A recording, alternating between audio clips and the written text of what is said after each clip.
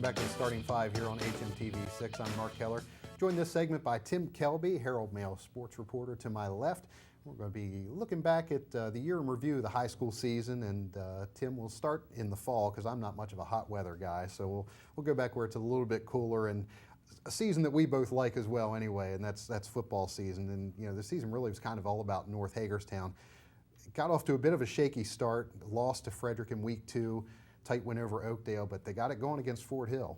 Yeah, it was a good team to beat to get their season kick started too. You know, there's no love lost between those two schools, but you know, once they got Trey Anderson going and got the offense in gear, you know, there was no stopping the Hubs all the way through. Yeah, Trey was kind of their Mr. Everything this year. I mean, he did just about everything for them: offense, defense, special teams, and he was all over the field. And I think if, you know, we've always done sort of offensive and defensive players of the year. I think if you had to choose a single player of the year, you might have to go with Trey Anderson. He might well have been one of the first players we would have ever had that could have been a sole player of the year. He had it all. He had speed. He could cut the corners on the outside. And he could go up the middle. He's a great all-around football player. Over on the south side of town, you still had a great start for South. They kind of went the opposite, and then a couple losses at the end of the season kept them out of the playoffs. Well, you know, you being a South High grad, you had to enjoy the season as well as a lot of other Rebel followers. Absolutely. Finally getting it back under Coach Pierre. A great season for the Rebels. You know, hopefully they learned something from the season they had. They got to give it a little bit more gas at the end. But again, what a running back for the future. Well, I had this year, but you know, what a running back for the future. And Isaiah Smith, you know, he's a bulldozer. He really is. Yeah. And you look at him, and he doesn't really give you that appearance. You know, he's got the speed that he has also to go along with that bulldozer mentality. Yeah, I mean, definitely a workhorse, and like you said, the speed that he has. I mean, he's a sprinter for the track team.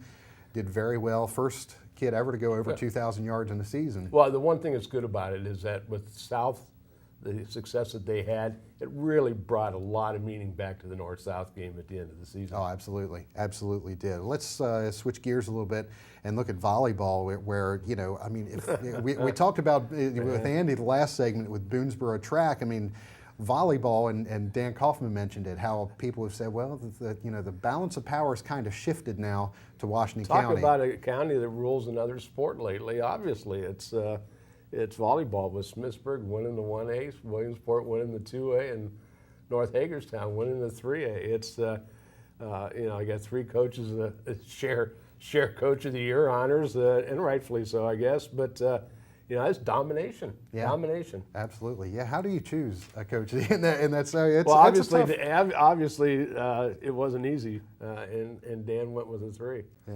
that's a tough call, and still some great players. I mean, as much as the team. You know, this aspect of it, that, you know, some great players: Peyton Wallach, Stacy Christie, Haley Caldell, and even in the private schools, Kara Stamper out at Heritage Academy. Absolutely, out of Heritage. Yeah, she's been around a while, and she's an excellent volleyball player. But again, you know, you put those individuals together, you still got to win it as a team. Right, definitely. Basketball. Now I'm hitting your wheelhouse here, right? The boys basketball this year are kind of all about Martin Gebbin, Obi, and Ekanaya. Yeah, it was. Well, obviously, you know, the season's over. The rehash. Martin Gebbin got the BC Baltimore Catholic League Player of the Year honors, which was a total surprise. Amrit Rayfield got Coach of the Year honors, and you know, it was a little battle there between him and Obi, who was a junior also, for the scoring honors. Who's going to get the top headlines and everything like that. And it boils down, you know, they're both going to be back, but. 2 great players that have got great futures ahead of them. And really the surprise boys basketball-wise, North Hagerstown's boys kind of came out of nowhere, didn't they? Well, yeah, they did. And Coach Kevin Hartman had one of those situations this year where he didn't have the big stud, okay, but he had a lot of players, you know, Andrew Yasik, Max Obert, Mr. Tennis player. You know, he came along at the end of the season. And Kenny McCrary. At the beginning of the year, who's Kenny McCrary? but he ended up being their most consistent player game in, game out, and they got it together. Yeah, everybody knew who he was at the end Yeah, of the season. they sure didn't did. They sure did. And over on the girls' side, of course, we talked a lot about South Hagerstown this year and the really big three. Yeah, the big three players that they have. And we're going to do it again next year also. Absolutely. All juniors. They'll all be back next year. But Catrice Dixon, you know, it's just she unbelievable. was just a notch above Chelsea Scott and Ty Stewart. But again, they ran into a really tough Damascus team in the region, and unfortunately, they're going to have them again next year. High school wrestling, really, we saw one of the more dominant performances from an individual wrestler this year in Nick Miller, winning the 106-pound championship in states. That was an effort supreme at 106 pounds, and you know, you talk about a young man. It was all heart. It was definitely Nick Miller. And then you also, I believe, you also had Austin Keatle at a state champion at 195 pounds too. You know, but Miller was a story. And Williamsport winning the county championship fourth year in a row. And Mike Rektorovic, I mean, really, you know, sort of underrated, I think, as a coach. I'm sure he was happy. You know, he's had good teams, but this was his pinnacle year. Let's look at baseball, and you know, we talked a lot about North and the start that they had, and yeah, made it to the state semifinals, and sort of Andrew Yasik being, you know, the sort of front and center with that team. But he had a lot of other cogs in that team. Austin Stone, Mark Grunberg on the hill, Zane Schreiber and John Britton. But unfortunately, down the road after that 14-0 start, they started to develop some holes defensively. Had a little problem here and there, and it caught up with them the night of the region final when they state semis when they lost to Belair.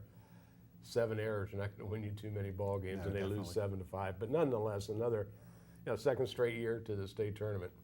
And Clear Spring as well, and we spoke about them earlier, wondering if they were going to have the pitching to do it, but they certainly did it with the bats. The home run school. Dylan Stauffer with 10 home runs led the area this year. They just beat the ball all over the place, and of course, now we get to decide who's going to be the hitter of the year. Is it going to be Stauffer? Is it going to be Yasik? It's going to be another interesting decision. And Stauffer going to a Division I school just like Yasik is headed to a Liberty, signed last year, and Dylan is going to go play ball for Hofstra University in Hempstead, New York, and I think he's going to see some action right away. Yeah. Well, left-handed hitting catcher. Yeah, they're prime-time people. Absolutely. Well, we'll have Tim back in a couple weeks as well. He's got his work cut out for him, coming up with some players and coaches of the year. He'll be graying again as he puts those things together. So we'll have Tim back in a couple weeks to talk about those things. In the meantime, we hope you'll join us next week here on the Starting Five. I'm Mark Keller. We'll talk to you next time.